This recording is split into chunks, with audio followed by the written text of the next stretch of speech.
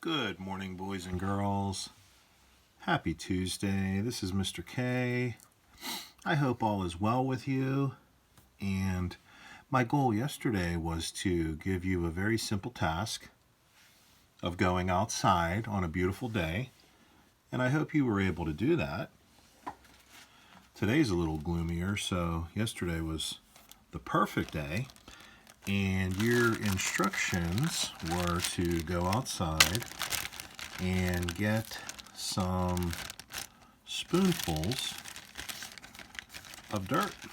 So I've done the same thing, and I think I told you to gather up, 3 or 4 spoonfuls so that you've got a decent amount of dirt in your little baggie there. I've got a few roots in mine, no big deal.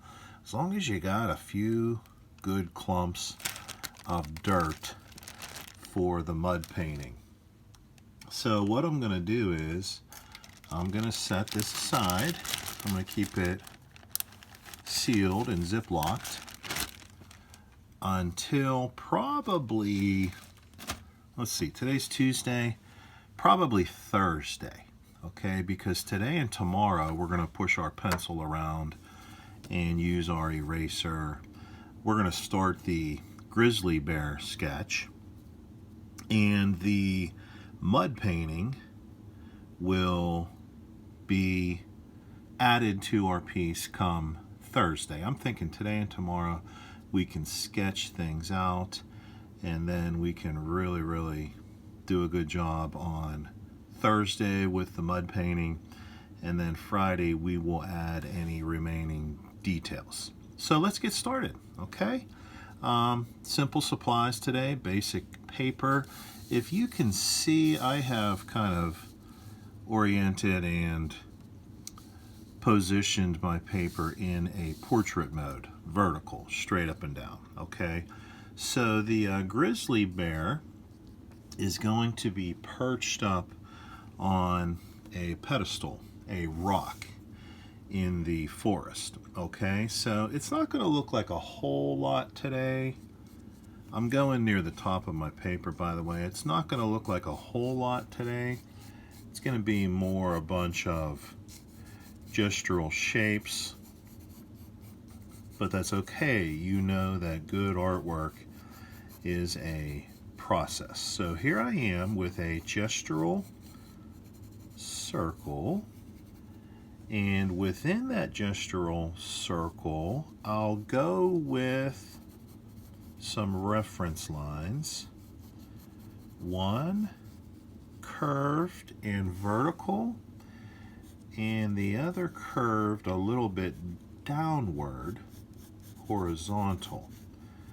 So I believe this will help us immensely as we draw the face of the grizzly bear, and there will be a slight turn to the grizzly bear.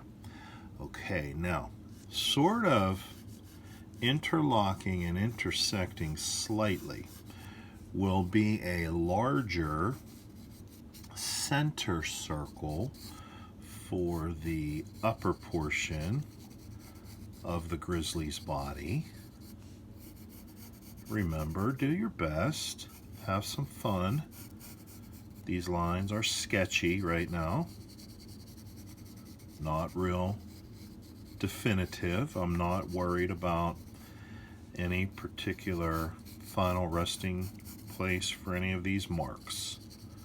Just going round and round, and connected to the bottom it'll have kind of like a snowman look to it.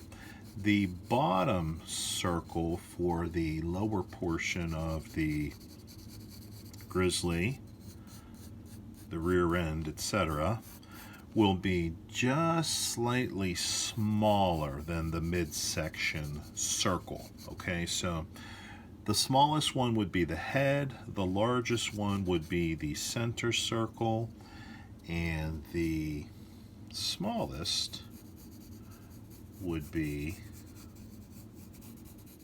the last, or the bottom circle. Okay. Round and round. Nothing too definitive. Something like that so far. Okay, now let's put in some marks for a few of the appendages, the legs. Okay, the arms and the legs. As you know, the grizzly can walk upright and also walk on all fours. So here's what I'm going to do. Where the large middle circle and the bottom circle meet, we're going to draw yet another spherical circular shape. And it reminds me of the Venn diagrams that you kiddos do in school to compare and contrast literary characters and whatever else you kiddos are studying in your other classes. And I hope those other classes are going well for you, by the way. Okay, so coming down from that most recent circle is a line which will indicate the two front or top appendages of the grizzly, the front legs, or they kind of look like arms, I suppose, when he stands up. Okay, so here's the two front legs, and connected to the two front legs are these semi-ovular shapes, which I think I indicated we're going to be resting on a pedestal, kind of like a large rock. Let me move the drawing a little bit this way so that we can draw a larger circle upon which the grizzly will be perched or resting. Right now, I think it looks like a bug, some kind of an insect. Fear not, we will be adding to it as our lessons proceed and progress. Okay, something to that effect. Okay, and as you know, gosh, I always go back and forth and refine things all the time. Okay, let's bounce to the head a little bit, and this will kind of be our last task for the day, because I think I told you I don't want any of these videos to become too lengthy or cumbersome in nature.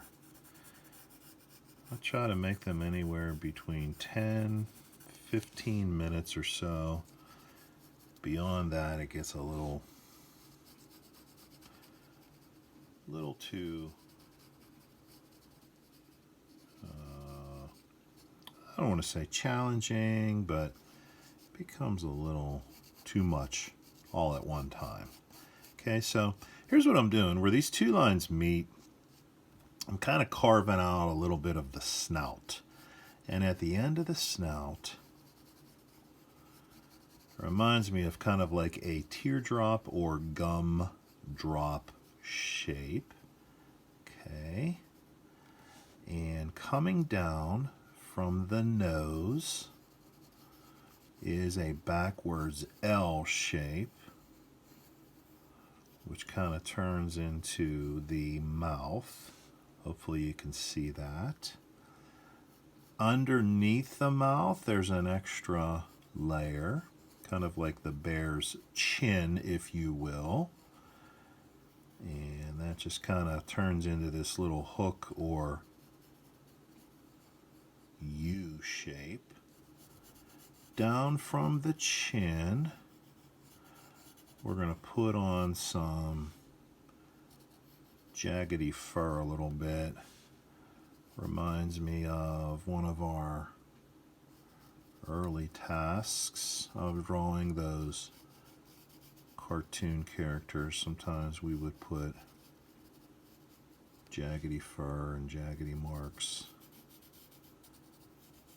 on the characters for fur or feathers or whatever the character calls for. Okay, now the head is going to go a little bit beyond the back end of the circle, and we're just going to kind of wrap it right there for now. And all I'm going to do in terms of eraser marks is I'm going to eliminate a little bit of the pencil marks inside that gumdrop of a nose, and then a little bit in and around the mouth. I'm going to eliminate the bottom edge of that circle just a little bit. Okay, I'm going to leave everything else though for tomorrow. Okay, and if you accidentally erased some marks that you need to be there, put them back, like I'm putting back the shape of that gumdrop bear nose. Okay, so I think I'm going to stop for now. If we go any further today, it's going to get to be a little bit too overwhelming. Okay, I know you kids have other work to do. Okay, so this is a good place to stop for the day. Good luck with the opening shapes. I know you'll do well. Keep your paper in a vertical position because the grizzly itself is kind of perched on this rock and he's in this straight up and down position. Okay, and keep this drawing handy and we will add to it tomorrow. And if you didn't get a chance to get on out and get your mud in your little Ziploc bag, your dirt for the mud that we're going to make, do that. And if you owe me any work, please get that in.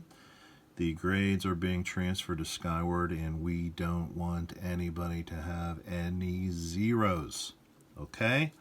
So happy drawing. Have a great day. We'll talk tomorrow, kiddos. Bye-bye.